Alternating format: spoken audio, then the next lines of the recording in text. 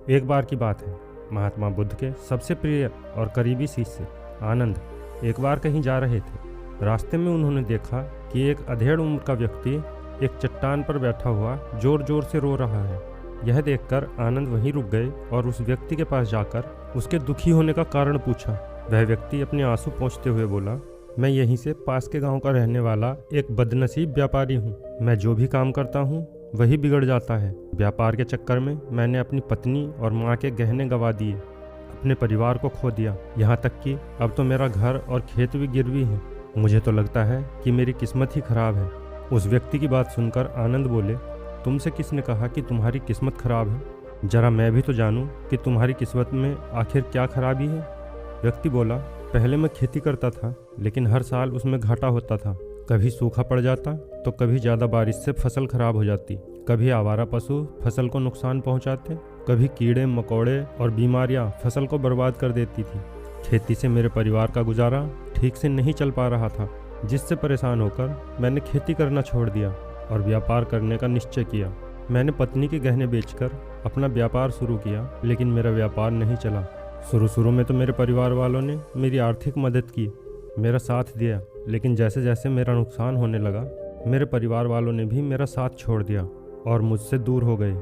अब तो वो भी मुझे देखकर अपनी नज़रें फेर लेते हैं और मुझे ही अपने परिवार की गरीबी और दुर्दशा का जिम्मेदार ठहराते हैं। अब तो मुझे भी अपना जीवन ही बोझ लगने लगा है। अक्सर मेरे मन में ख्याल आता है कि अपना जीवन ही खत्म कर लूं, और आज मैं यहाँ आत्महत्या ही करने आया था, लेकिन हिम्मत नहीं जुटा पाया, इसलिए इस पत्थर पर बैठकर रो रहा हूँ। दूसरी तरफ मेरा एक मित्र है, हम दोनों ने एक ही साथ व्यापार शुरू किया था, लेकिन वो आगे बढ़ गया और मैं पीछे रह गया। मेरी इस असफलता की वजह से वह मुझे हर समय नीचा दिखाने की कोशिश करता रहता है। वह अक्सर मेरे घर आकर अपनी सफलता की बातें करता है, मेरे घर वालों को बताता है कि कैसे उसने इतनी मेहनत करके इतना बड़ा व्यापार कर लिया, और वह अक्सर अपने फलते फूलते व्यापार के किस्से मुझे, मेरी पत्नी और मेरे बच्चों को सुनाता रहता है, जिसे सुनकर मेरे घर वाले उसकी तो प्रशंसा करते हैं, लेकिन मुझे कोसते हैं, मुझे नाकारा और कम दिमाग का कहते हैं। मेरी पत्नी और माँ मुझे बात बात पर ताने मारती है, जिससे मुझे बहुत दुख होता है, और कई बार खुद की नाकामियों पर मुझे बहुत क्रोध आता है, लेकिन मुझे समझ नहीं आ रहा कि मैं क्या करूं।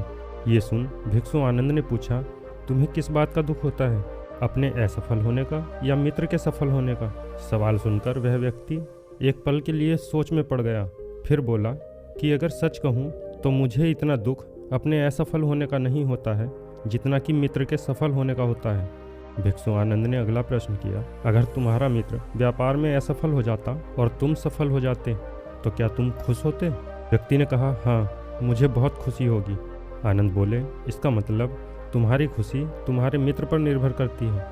अगर वह चाहे तो तुम्हें खुश कर सकता है, और अगर वह चाहे तो तुम्हें दुखी भी कर सकता है। स्वयं से न तो तुम खुश हो सकते हो और ना ही दुखी हो सकते हो। भिक्षु की बातें सुनकर व्यक्ति थोड़ी देर के लिए सोच में पड़ गया और फिर बोला, आपकी बातें सुनकर मुझे कुछ आशा बंध रही है।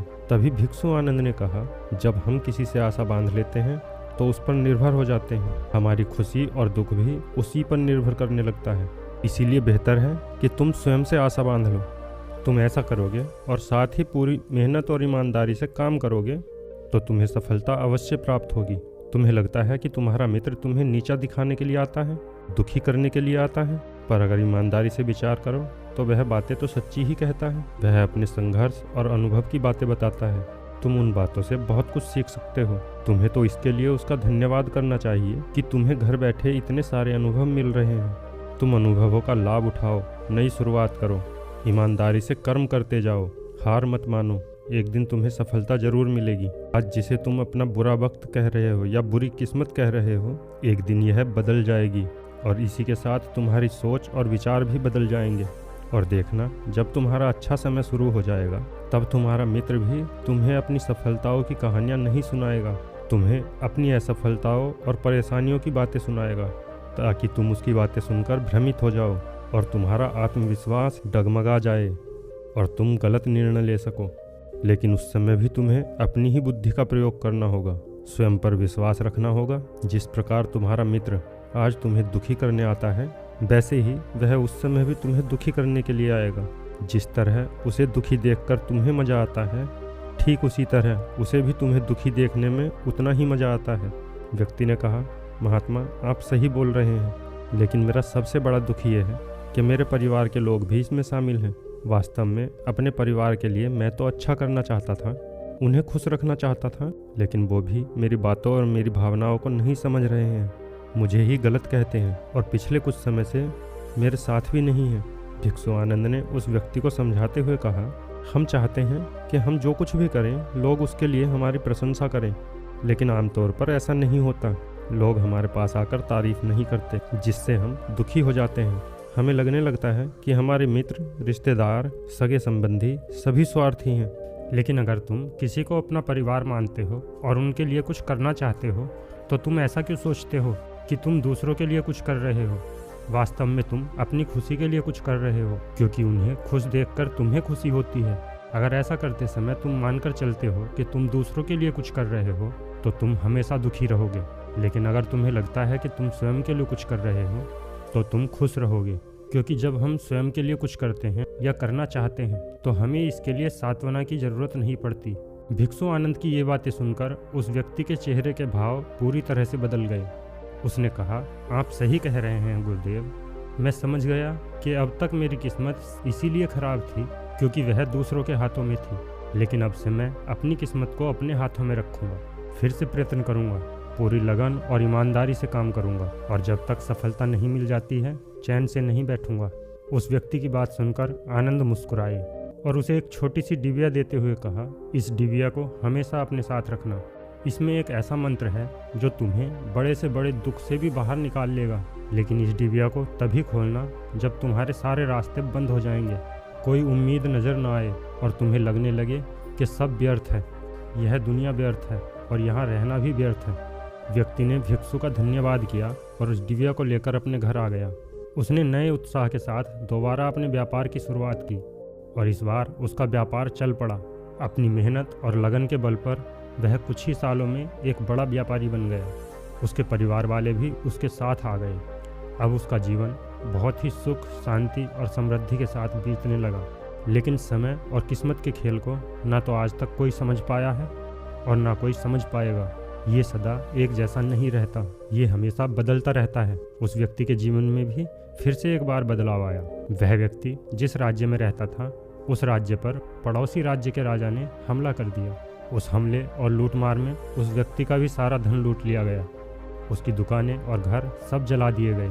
जान बचाने के लिए उसे अपने परिवार के साथ वहाँ से भागना पड़ा। व्यक्ति अपने परिवार के साथ कई दिनों तक इधर उधर भटकता रहा। वह दाने दाने को मोहताज हो गया। उसका बच्चा बीमार हो गया और इलाज के अभाव में वह बहुत परेशान रहने लगा। यह सब देखकर उसका हृदय चित्कार कर उठा। उसके पास अपने परिवार और बेटे को खिलाने के लिए धन के नाम पर एक सिक्का भी नहीं था। वह अंदर से बुरी तरह से टूट गया। ऐसे में उसे एक बार फिर से निराशा ने घेर लिया। उसे लगने लगा कि उसका जीवन व्यर्थ है, सारी दुनिया व्यर्थ है। लेकिन तभी उसे भिक्षु आनंद द्वारा दी गई डिबिया की याद आई। उसने बड़ी उत्सुकता के साथ उस डिबिया को खोला। उस डिबिया के अंदर एक पर्ची रखी हुई थी। उस पर्ची पर कुछ लिखा हुआ था। उस पर्ची को पढ़ते ही उसकी आंखों पर छाया हुआ निराशा का अंधेरा छट गया और वह एकदम से मुस्कुरा उठा। उस पर्ची पर लिखा था, यह वक्त भी गुजर जाएगा। दोस्तों, यह कहानी हमें सिखाती है कि समय के खेल को समझना संभव है। ये हमेशा बदलता रहता है, इसलिए बुरी परिस्थितियों में हमें अत्यधिक निराश नहीं होना है। आत्मविश्वास बनाए रखना है, क्योंकि समय बदलता जरूर है। आज बुरा है तो कल अच्छा भी जरूर आएगा। अगर ये कहानी आपको अच्छी लगी हो तो हमारी वीडियो को लाइक करें और इसी तरह की ज्ञानवर्धक कहानी सुनने के लिए हमारे चैनल को सब्सक्राइब करें। वीडियो में अंत तक बने रहने के लिए धन्यवाद। फिर मिलते हैं किसी ज्ञानवर्धक कहानी के साथ।